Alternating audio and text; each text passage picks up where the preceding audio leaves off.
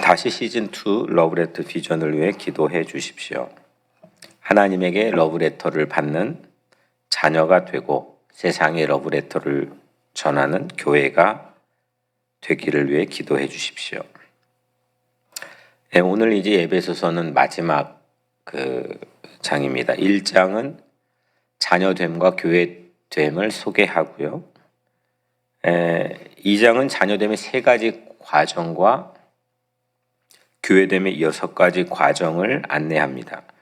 3장은 교회됨으로 3가지 기도 제목을 알려줍니다. 4장은 교회의 성장, 교회됨의 성장을 소개하는데 성장의 조건은 하나됨입니다. 5장은 자녀됨의 길을 보여주는데 사랑의 길, 빛의 길, 지혜의 길입니다. 특별히 마지막 지혜를 얻는 실천은 기회를 잘 잡는 것, 그리고 성령 충만한 것입니다. 성령 충만의 구체적 실예를 3가지 관계를 통해 소개하는데 부부 관계, 부모 자식 관계, 노사 관계입니다.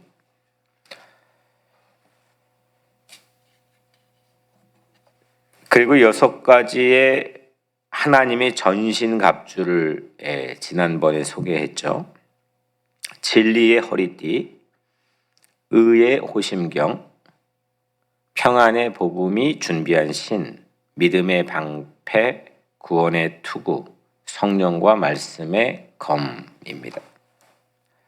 하나 없는 것이 등을 보호할 갑주의 군장이 없다 말씀했는데 이건 뒤로 물러서지 않고 오직 전진하기 위함이라고 함께 나누었습니다. 하나님의 자녀와 그리스도의 교회인 우리는 하나님의 전신갑주로 무장해서 전진해야 되는 줄로 믿습니다. 자녀와 교회가 이제 에베소서의 가장 중요한 키워드인데 이 자녀나 교회는 모두 관계 개념이라는 겁니다. 물질 개념이 아니라 특별히 우리 교회를 우리는 물질 개념으로 봤을 때 이 코로나 바이러스로 인해 상당한 혼란을 겪게 되죠. 이 관계 개념이라는 겁니다. 하나님과의 관계, 사람과의 관계가 날로 자라나고 전진하는 뉴욕 우리 교회가 되기를 주의 이름으로 축복합니다. 지금 우리가 편지의 마지막 부분을 우리가 함께 나누고 있습니다. 편지는 관계를 연결하는 특징을 가지고 있죠. 로마 제국의 엄혹한 탄압으로 지금 바울은 감옥에 갇혀 있지만 바울은 편지를 통해서 세상과 연결하고 또 교회와 연결하는 선을 잇고 있습니다.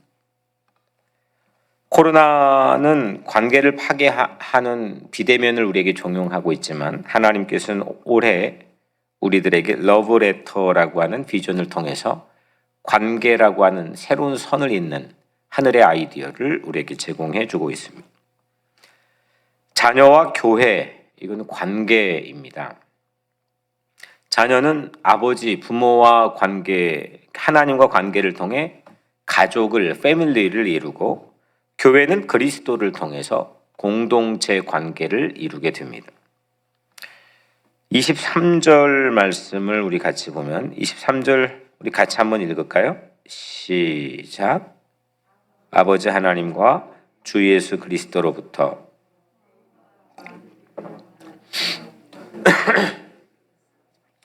아멘. 거기에 형제들 나오죠. 형제들.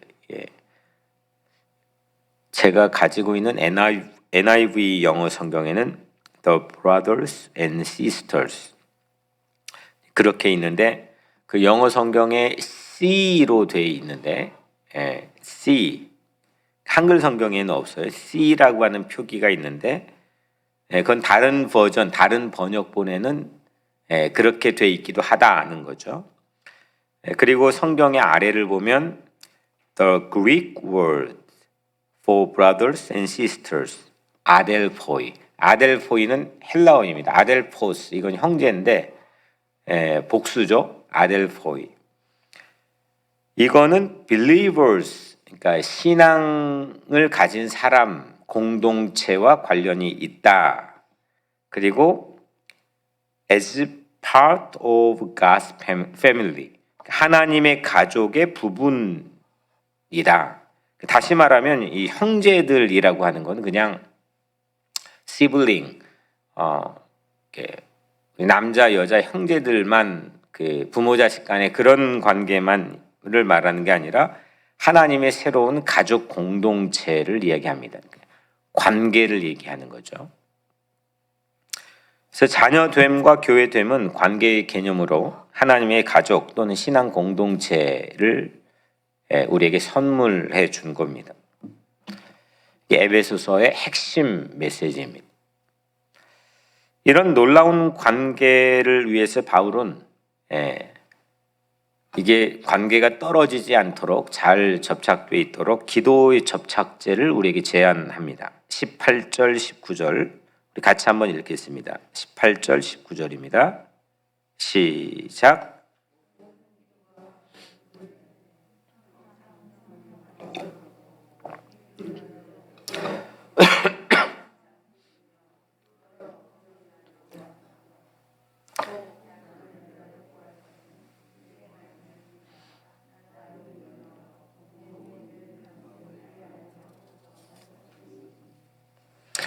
기도는 관계 접착제입니다. 기도는 성령님과의 관계를 이어주고 항상 성령 안에서 기도하고 기도는 여러 성도들과의 관계를 연결해주며 기도는 사역자, 목회자와의 관계를 깊게 해줍니다. 기도하면 가까워집니다. 기도하지 않는데 가까워지기가 쉽지 않죠. 기도하면은 깊이 사랑하게 됩니다. 더불어 세 가지 기도 매뉴얼을 우리에게 소개하고 있는데 18절에 우리 여러분들이 읽은 18절에 항상 성령 안에서 기도하고 이거는 항상 성령 안에서 기도하고 저는 이제 화살기도라고 하는 타이틀을 이 부분에 붙여보았습니다. 수시로 성령의 뜻대로 기도 제목을 알리는 아뢰는 화살기도. 하나님에게 수시로 무시로 성령의 뜻 안에서 기도 제목을 주님께 아뢰는 화살기도. 19절에 깨어 구하기를 항상 힘쓰며 이건 시간을 정하고 규칙적으로 드리는 정한 기도.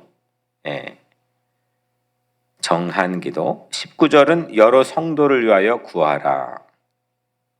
이거는 성도를 위해서 구하는, 기도하는 중보 기도.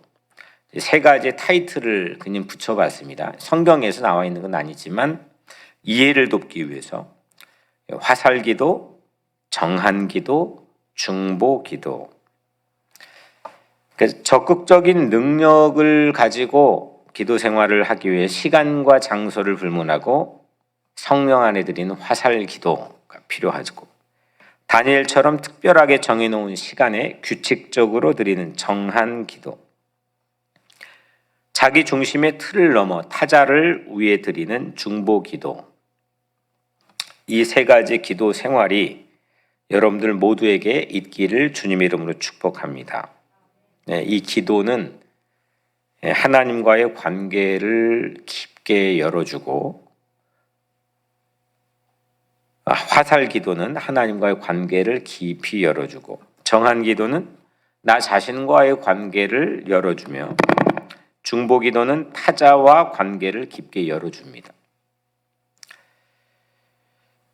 그 다음에 우리 19절 말씀을 읽었지만 말씀 사역자를 위한 기도입니다. 말씀 사역자를 위한 기도는 공동체 운명에 매우 결정적으로 중요함을 바울이 말하고 있습니다. 19절 우리 같이 한번 읽겠습니다. 시작. 또 나를 위하여 구할 것은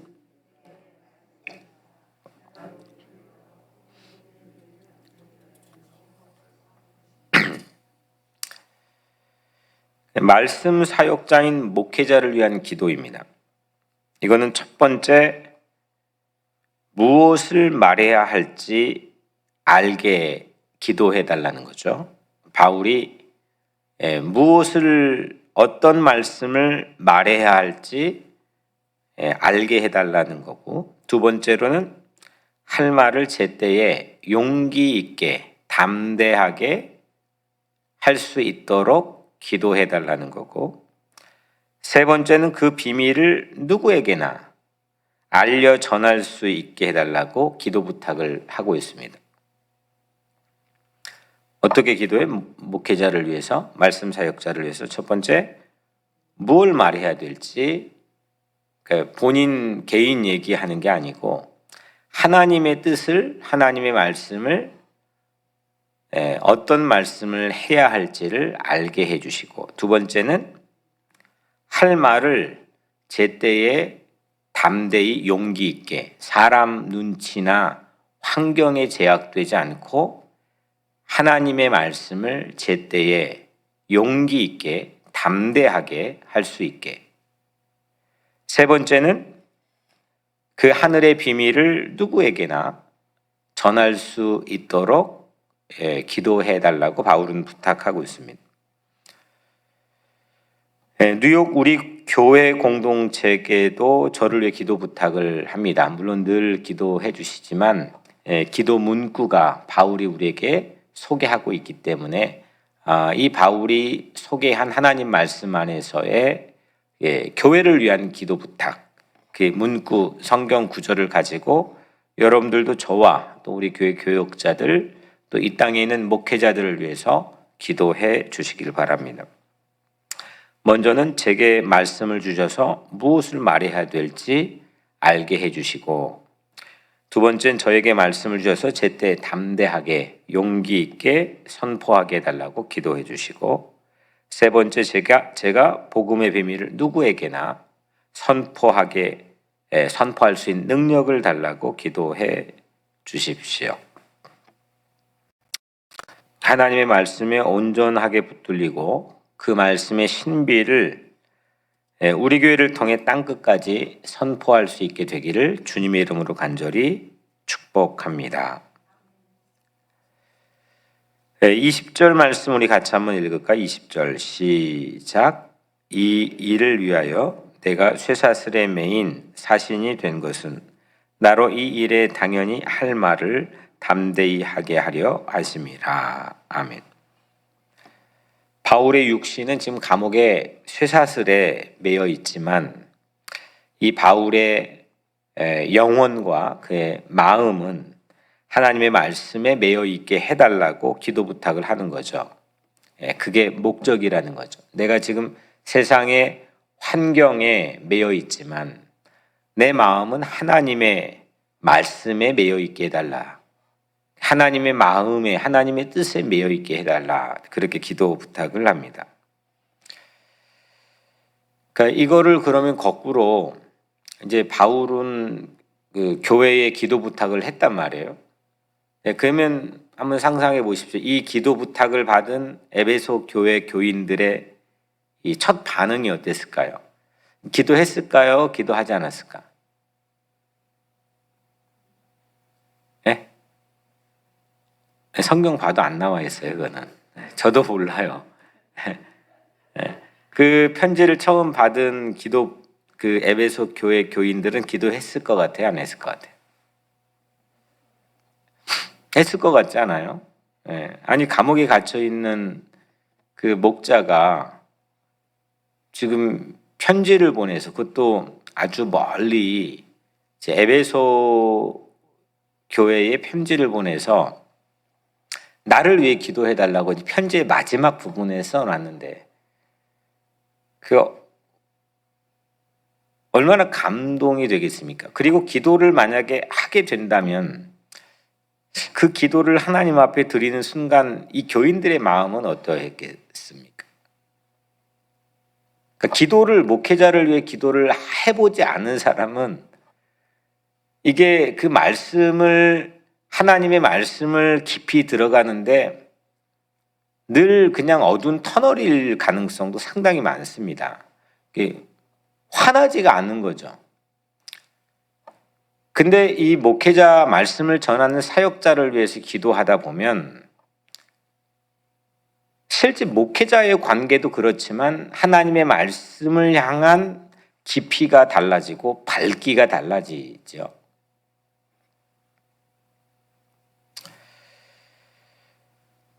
그래서 이 편지를 읽고 그거를 헤아려 드리게 될 에베소 교인들, 그들이 얼마나 바울 마음 속에, 바울의 삶 속에 또 바울을 통한 하나님의 말씀에 깊이 파고들 수 있었겠습니까? 기도는 그래서 바울의 감옥문도 뚫고 어떤 환경도 뚫고 나가는 그런 파워가 기도 안에 있는 거죠. 편지는 관계다. 이걸 지금 살펴봤습니다.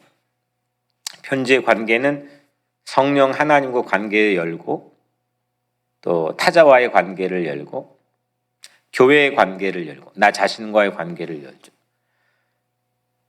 그래서 이 관계를 부착할 수 있는 떨어지지 않게 만들 수 있는 접착제가 기도라는 걸 우리가 함께 살펴봤습니다. 이 편지는 누군가가 전달을 해야 됩니다. 그러니까 우체부가 필요하죠. 그러니까 한국말로는 우편배달부, 또 다른 말로 집배원, 이게 필요합니다. 바울 편지를 에베소 교회에 전달했던, 감옥에서 받아다가 전달했던 우체부는 두기고라고 하는 사람입니다. 21절 말씀인데 우리 같이 한번 읽겠습니다. 21절입니다. 시작.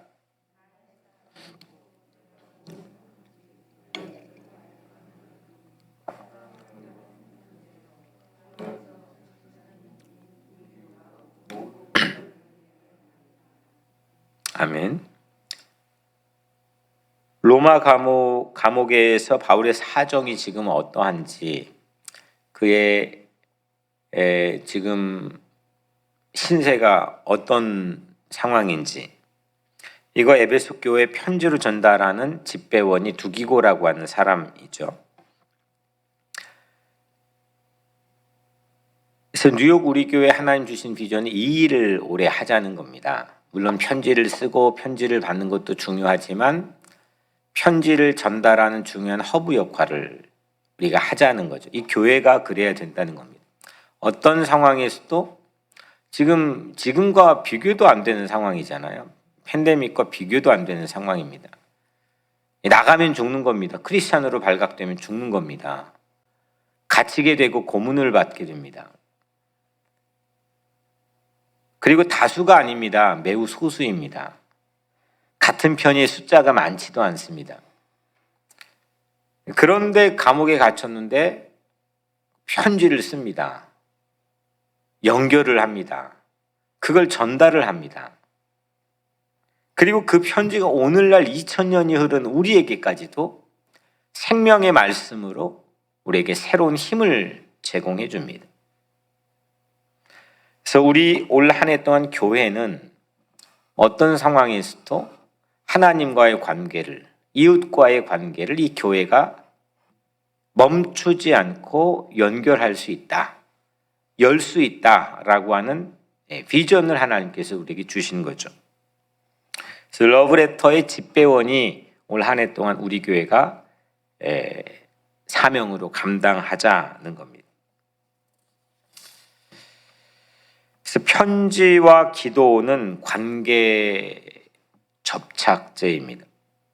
기도 같은 편지, 편지 같은 기도로 하나님과 관계를 열고 다른 성도들과의 관계를 열고 믿지 않는 이웃들과 관계를 열며 또 목회자와 관계를 열 수 있는 여러분들이 되기를 주님의 이름으로 간절히 축복합니다.